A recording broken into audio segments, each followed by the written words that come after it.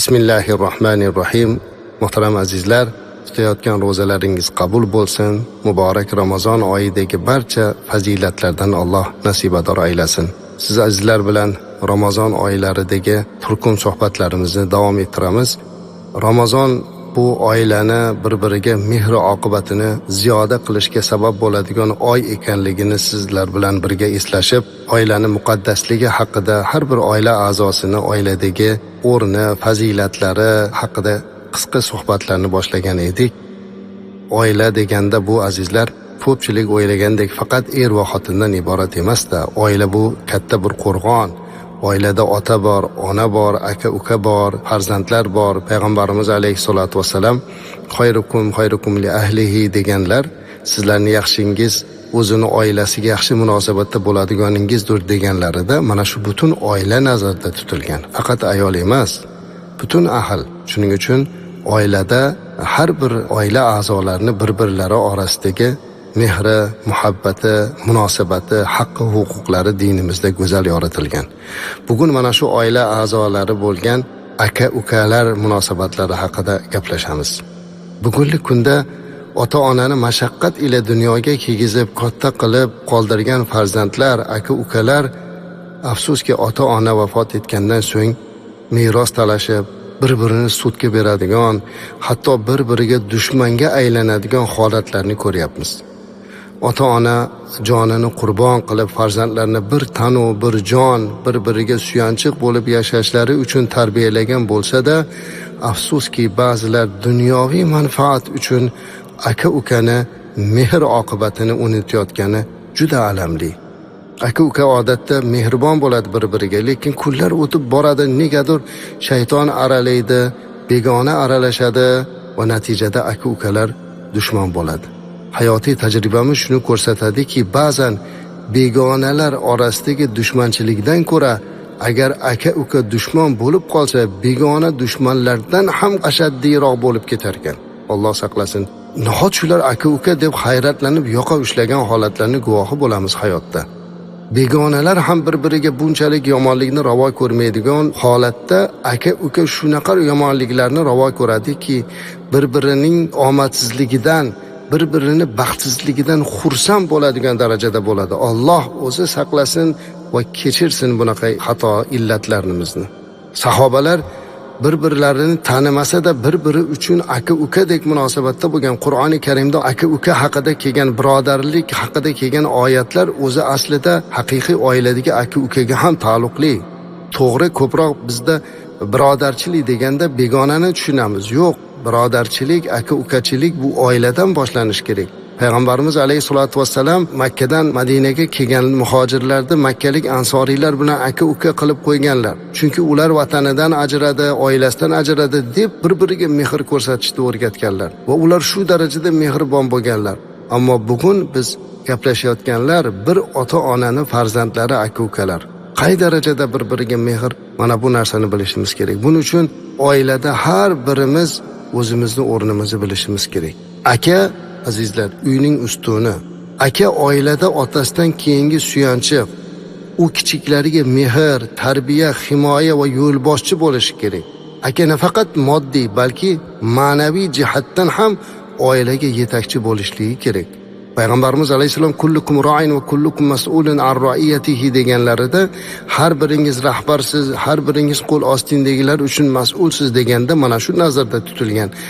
Otadan keyin aka oila boshlig'i bo'lib qoladi. Va u boshliqlik deganda ukalarini aytaylik ta'ziq bilan ushlab turishlik emas yoki ukalariga qandaydir zulm qilishlik emas, balki eng birinchi ularga mehr ko'rsatish kerak azizlar. Payg'ambarimiz alayhisolatu vassalamning hadislari bor.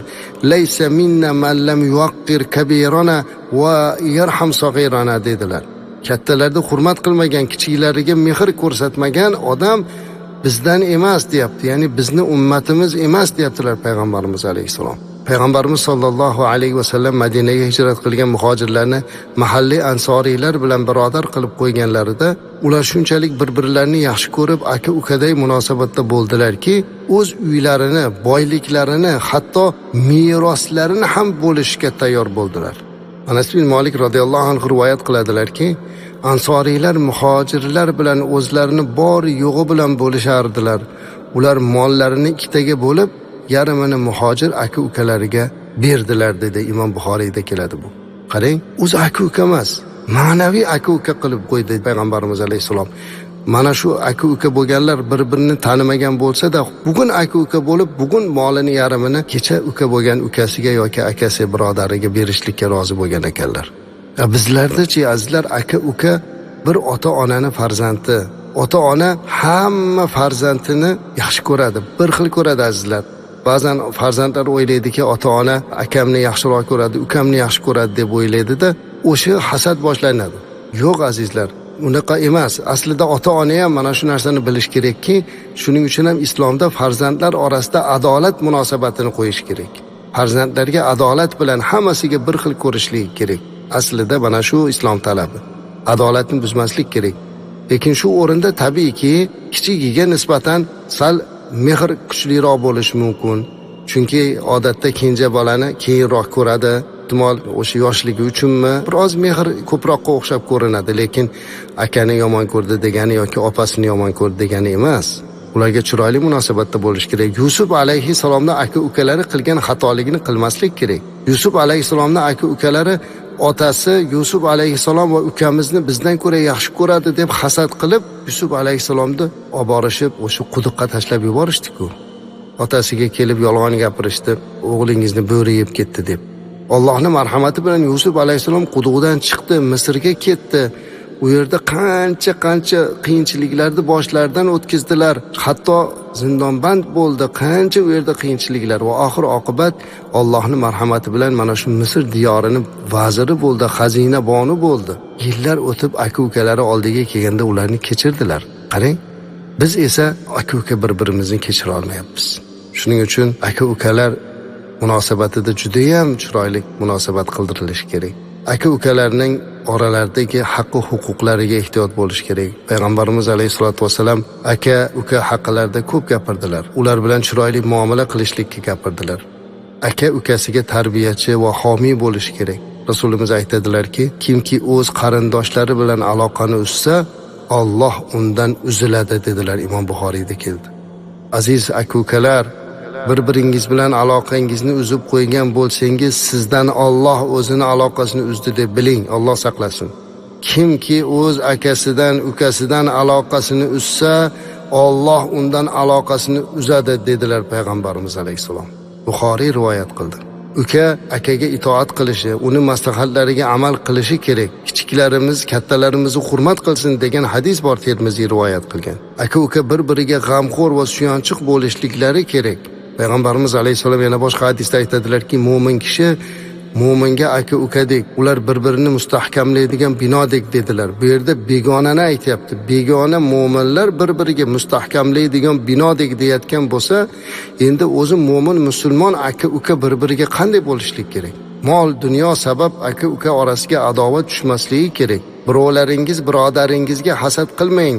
Aka-ukangizga hasad qilmang, g'azablanmang, uni aybini qidirmang dedilar payg'ambarimiz alayhisalom Muslim rivoyatida.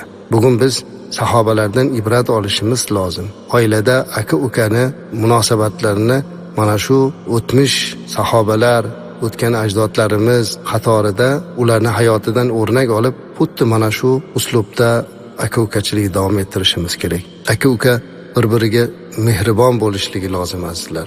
Ba'zan aka-ukalar xuddi begonalardek bo'lib qoladi. Hozirgi kunda juda ham afsuslanamiz. Ba'zan aka-ukalarni bir-birlari bilan ko'rishib, meros talashib, sudlashayotganini ko'rganda. Bir hikoyat o'qigan edim. Bir aka-uka bo'lgan ekanlar. Ular birgalikda sherik bo'lib dehqonchilik qilar ekanlar. Dehqonchiligini, hosilini teng bo'lib ikkalasi o'z omboriga olib kirib qo'yar ekan. Hosil yig'ilibdi, dehqonchilik qilinibdi, bug'doylarni yig'ib qoplarga solib o'z omborlariga kirib qo'yishgandan keyin kechqurun ukasi o'ylanib qopti-da, akam oilalik bo'lsa, men uylanmagan bo'lsam, akam bechora men bilan tengma-teng mehnat qiladi-yu, yana teng hosil oladi. Bu adolatsizlik emasmi deb o'ziga ulushidan bir qopini olib akasini omboriga olib kirib qo'yib. Aka o'ylanibdi u yoqda, ukam men bilan teng ishlaydi, o'zi kichik bo'lsa ham harakat qiladi, lekin hali uylanmagan, oila qilish kerak. Adolatdanmi shu bir xil qilishimiz deb ukasiga bildirmasdan akasi bug'doyini olib chiqib ukasini omboriga qo'yar ekan. Bir kuni ikkalasi qop ko'tarib kelayotganda tunda bir-birini ko'rib qolishib va nima gapligini bilgandan keyin aka-uka bir-birini quchoqlab rosa yig'lashibdilar. Bu ularning mehri edi azizlar. Hozirgi kunda esa ba'zan akamiz nima yeyapti, ukamiz nima qilyapti bilmay qolamiz. Alloh bizni kechirsin. Hammamiz to'g'ri o'z oilamiz, bolam, chaqam deymiz, lekin biz aka-ukamiz azizlar. Onadan qolgan meroslar, akangizni yuzlariga qarasangiz otangiz, ukangizga qaraganda onangiz ko'rinadi. Bir-biriga mehr qilishligi, oqibatli bo'lmoqligi lozim. Aka-ukalar ota-onani hayotini mazmuni. Ota-ona mana shu mening farzandlarim bir-biri bilan inoq va ittifoq o'ssinlar, ahil bo'lsinlar deb o'zlarini qurbon qilib bu dunyodan o'tib ketadilar. Shunday ekan, aka-ukalar bir-biri bilan juda chiroyli munosabatda bo'lishliklari lozim bo'ladi. Xulosa qilib aytadigan bo'lsak, azizlar, aka-ukachilik munosabatida ushbu xulosani beramiz. Aka ukasiga g'amxo'r, mehribon, uni himoya qiluvchi, tarbiyachi bo'lishi kerak. Uka akasini hurmat qilishi, uni maslahatlariga amal qilishi kerak. Bir-biriga hasad va adovat emas, mehr va muhabbat qilishi kerak. Dunyo uchun aka-uka munosabatini buzmaslik kerak. Aka-ukani orasini buzishlikka harakat qilishlik ham katta gunoh. Kelinlarimiz buni bilib qo'yishlari kerak. Ba'zan o'zlari bilmasdan aka-ukani munosabatini buzib qo'yadilar. Ularni ba'zi bir harakatlarini bir-birlariga aytib yoki hasaddan aka-uka munosabatini buzib qo'yadilar. Mana shu narsadan aka-ukalar o'zlari juda ham hushyor bo'lishliklari kerak. Alloh taolo barcha aka-ukalarni bu dunyoda bir-birlari bilan ittifoq bo'lib, u dunyoda jannatida jamlanishligini nasib qilsin azizlar. Xonadoningizga fayz, barakot bersin. Assalomu alaykum va rahmatulloh.